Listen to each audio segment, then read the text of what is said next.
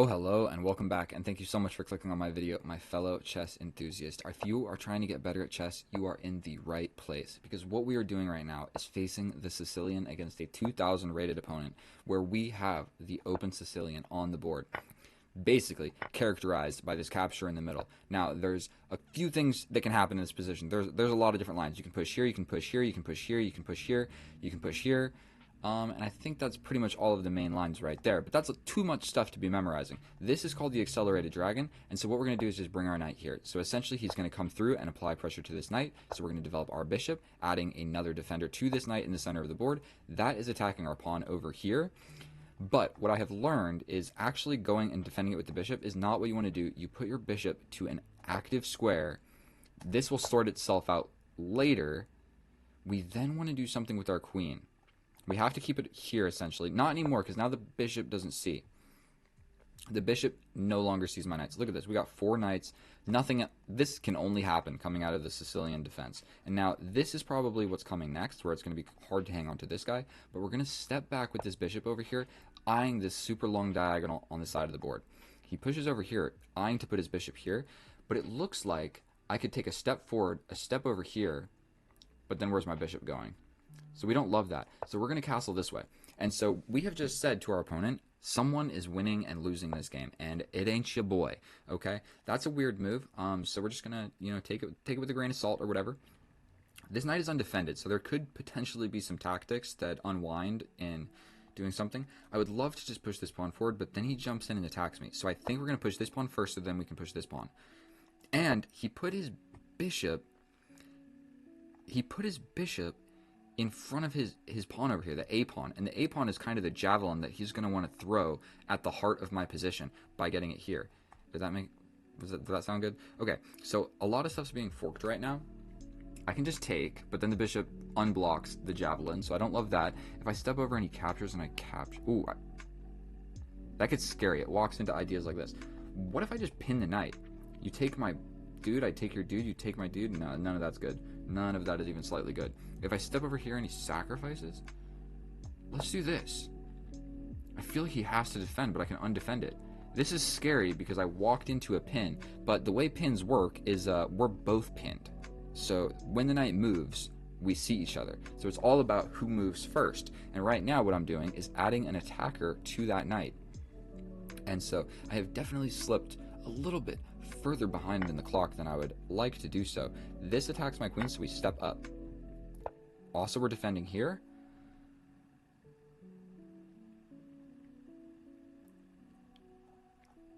And I think we just want to go for this. It's a scary move to play, but we're going for this, I think. The knight can't jump in immediately. Pushing one of these pawns probably would have made a lot of sense. This move makes sense. So he attacks here. We're going for it. I'm trying to just crack open this position over here. So he captures here. Cool. It doesn't threaten anything. So I can throw in this capture first.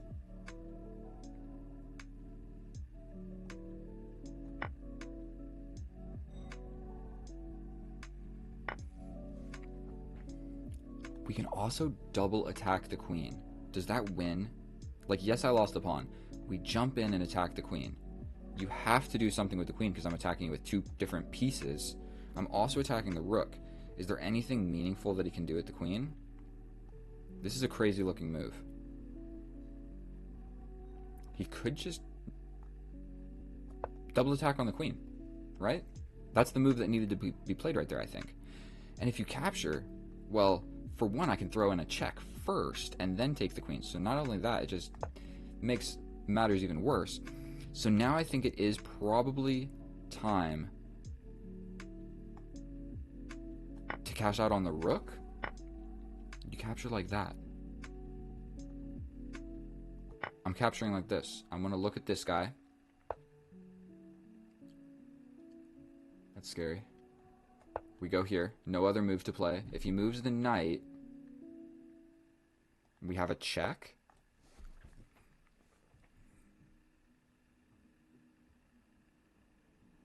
Check. Here, we get out of it. We have to play this.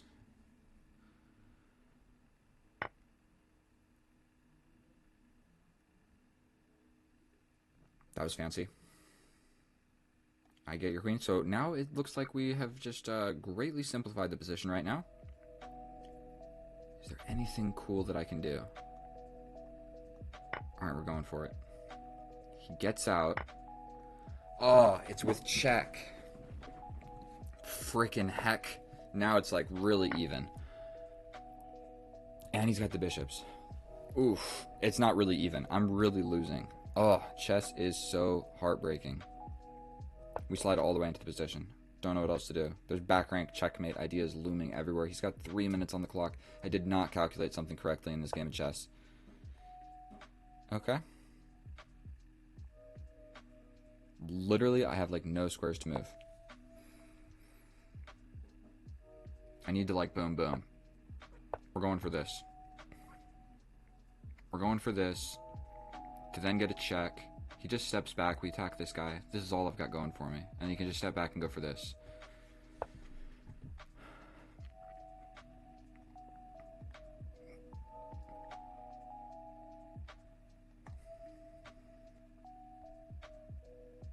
Okay, we gotta do something. Cool. We get a check. You can just bring the knight. How dandy. This is a horrible, horrible position. There's no coming back from this, to be completely honest. Look at these bishops. I don't even have any moves.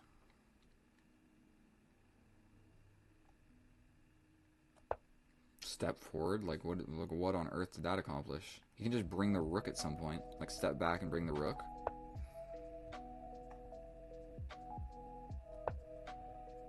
He's also got this. This isn't even attacked. He's defending it. This bishop is just defending everything in position. I'm not picking up any pawns.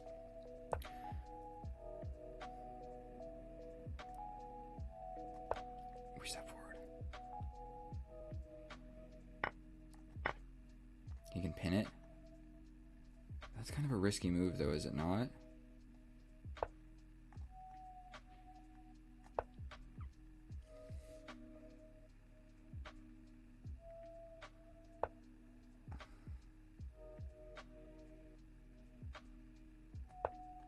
Going for this. I'm so lost. I'm so completely and utterly lost.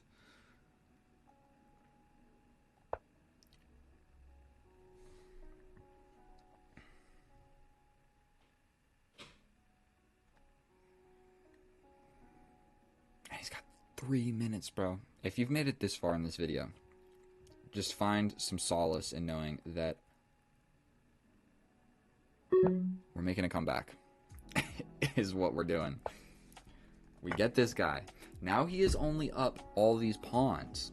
And the knight can't move where I get this. That's not checkmate.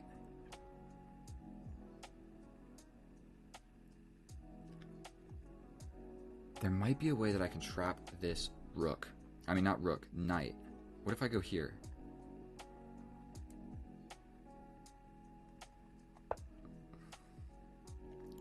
He has to play this move.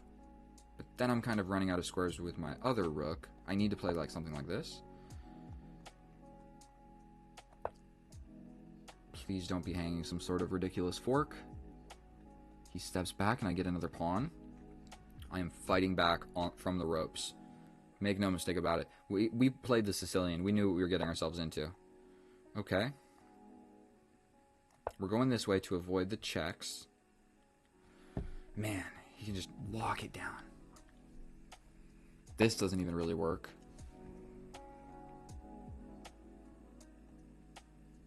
Let's shuffle around maybe a little bit.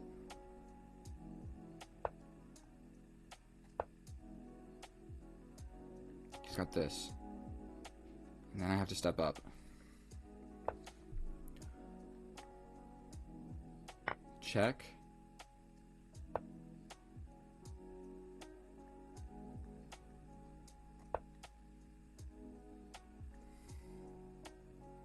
What on earth is happening? This is checkmate.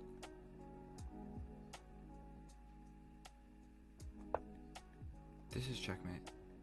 This is checkmate.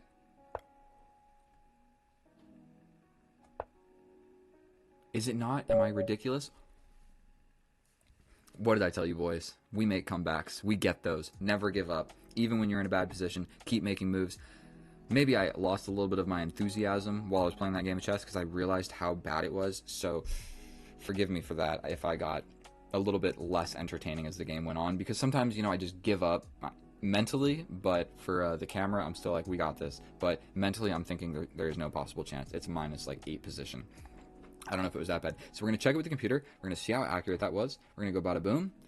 And here we are in the analysis, and that was not the cleanest performance ever. If we take a look at this graph, it shows a tale of someone that knows the opening decently, played a wonderful middle game, made a horrible tactical blunder, and then had to come back from the graveyard. If we look here, there was a mate in 9 on the board, and I had a minus 6 position. And so, arguably, I had a minus 9 position, okay? We had mate in 9 on the board, and it didn't happen, and I made a comeback. And so never give up. You know what I'm saying? Never give up. Just try and pose problems. If you blundered, there's a chance your opponent blunders. And so we hop into the open Sicilian, capture, and this is the accelerated dragon. Yes, I know my openings. Check it out. And so the best move is going ahead and throwing your pawn forward, trying to really clamp down on this d5 square.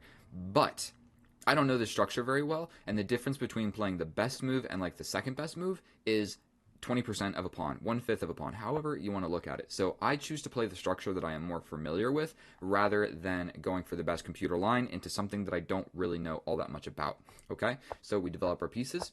We develop this guy because he's being attacked twice. He develops the knight. Now the bishop no longer sees my knight. We develop our bishop here because it's the best move. And if you take stock of my moves, I know the best move. I know the best move. I don't know the best move here, but it is what it is. I made it out of the opening. We've got an equal position. I'm ready to castle opposite, and we're ready to just have an attacking game of chess on our hands. And so my bishop is attacked, so I simply step back. And then I believe what my game plan is to launch these pawns, is generally what I'm going for here. And so I push this, which is an inaccuracy. But the reason I'm pushing this is because I want to launch my f-pawn. But when I launch my f-pawn, I don't want this knight jumping over here attacking this guy, because I don't really have a great place to put him other than here that's not being attacked by this knight. I know that's a lot of arrows, but long story short, we don't want this knight going here, so I put the pawn there, so the knight's not going there anymore. Instead, the knight comes over here, where the best move is to give up my light square bishop for the knight. I don't want to do that because right now my bishop is, for 1, defending this square, which is kind of a weak square for my king, and then for 2, we're hitting this diagonal where the enemy's king is. So I step over into this pin, but it's really kind of a situation of who's pinning who, because you can't move the knight or I take your bishop. And so as long as he doesn't have like a check with this guy, then my queen is safe. And so it's a scary move to play, but you can make moves like this when you are like okay at chess. So he captures. This is attacking my queen, but just like we talked about, I can step up. We're all good to go. Then I go ahead and I stick with my plan. We're ready to start launching these pawns. I feel like in this position, he's got this hook, and I feel like I'm able to crack open the position better than he is able to crack open my position. Plus I have like a lot of defenders over here and sort of an attacker defender. So in this position, I make my first mistake of the game. I'm supposed to push this pawn. If he plays the best computer line and jumps over here, he straight up just gets trapped and has to sacrifice for this pawn. If he pushes this pawn, I simply just grab a knight for my pawn and we're happy. So the two best computer lines, nobody was ever going to play. He was going to step back, in which case I can attack the queen. If he steps over, cool, we're coming in and getting this pawn. If he comes forward, we yet again attack the queen, defending my knight tactically by this fork right here. So he can't take, or I fork these guys, and get the queen. And so, was I going to see all of that? No. There's no possible way that any of us, that I see this. So, instead, I go with the more forcing move. Maybe not the more forcing move, but my pawn is confronting the structure in front of your king, okay? So capture, boom, and then knight sacrifice, not really, but a double attack on the queen. It's a fork, double attack on the queen. This is the most fancy move of the game by far. The knight is hanging, but the queen is hanging. I'm also hitting the fork. There's a lot of stuff going on. He has to slide over, and at which point we grab the rook.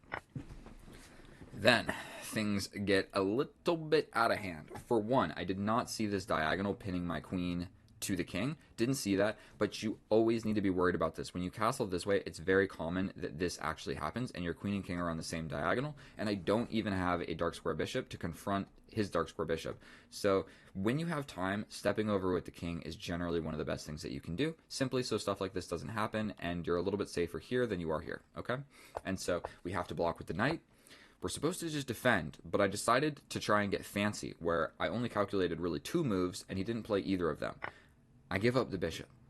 Now, what I had calculated was if he steps forward, we're good to go with this check. He has to block with the knight. We can defend. We can bring another thing. Okay, not like that, but we're going to have a really comfortable position, and we got a pawn and just a huge attack in the position. So that's what happens if he goes here. If he steps over, boom, I could still try to do something, but I guess the best move is to push this pawn. I guess you don't want to do this because the bishop comes in, so I could have just locked it down, and I still have an absolutely crushing position. If you take, I can take like this, opening my rook up, so he takes back, but then I'm going to give checks, and I'm going to figure out how to get in here. I'm like really applying pressure. Unfortunately, neither of those moves happened, and he took with the queen, because if I take his queen, he takes my queen with check, because I'm still on that same diagonal. None of that changed, and so I completely just screwed up this part of the game, essentially. Then I'm supposed to just defend. That would have been the better move, but then the queen comes in, could have happened. I feel like he probably would have just like taken, step back, step over with the king. We got an equal position, so I should have just defended. Instead, I kind of accepted my fate, which made no sense because I'm losing the knight, so it's not a fair trade. Like, yes, we're trading the queens, but I'm not getting this bishop because take with check, I step over, you get the knight, and I didn't get the bishop. And so now, look at this. He's got 3 minor pieces for my rook, and my rook hasn't even moved yet. And so we're sliding around. Really don't have a lot of great moves. I'm trying to make this wall to prevent this bishop from seeing this square so I can give this check. That is the whole idea here. So we slide over. We give a check. This is hanging. Then I push the pawn because I don't want the bishop to grab it. But there still is just this move, where these are pretty common, actually, where you go ahead and you attack me, and I can't slide back over to defend this pawn because the bishop cuts off all of these light squares, okay? So this kind of like forking thing and getting a pawn is pretty common with the bishops. So we start moving around, making some moves. I'm completely lost. Trade. It's saying to take. I'm not taking, not in a million years. Mate in 10 on the board. Yet again, the computer's suggesting that I take the knight. I'm not doing it because I need both of my rooks or I'm losing guaranteed. Now my rook is kind of active. We're like doing some stuff. And finally he makes a blunder and throws it back to complete equality. I'm hardly losing anymore because he straight up just hung the bishop. So basically the way we have it is 3 pawns versus 3 pawns, rook versus rook, and then bishop and knight versus my rook. So it's completely equal, but I would say better and easier to play from the black side. So we're sliding around. We make some moves. We step over. And in this position, he could have just locked it down.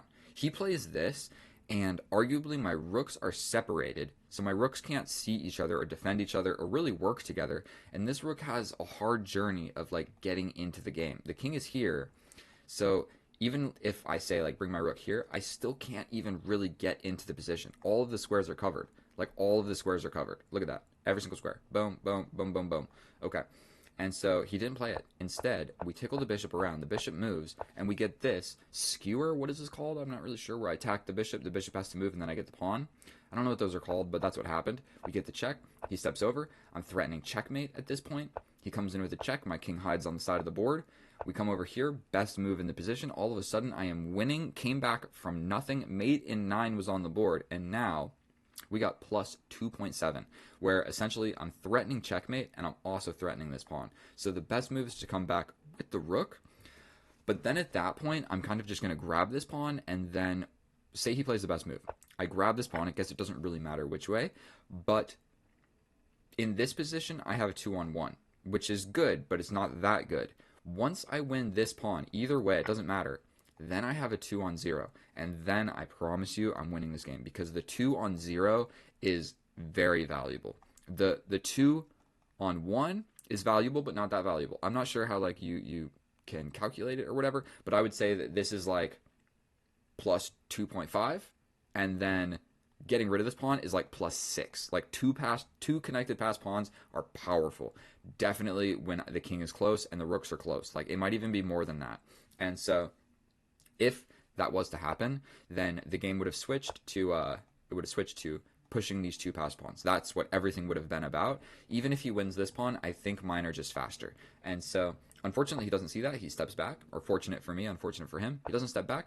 We give the checkmate. The only move is to block with the rook. I simply capture, and then it's It's a ladder mate, plain and simple, on the back of the board. So thank you so much for watching my video. If you learned anything or simply watched, and if you simply enjoyed watching me play chess, please subscribe. I'll see you in the next one. And thank you so much. Bye. I love you.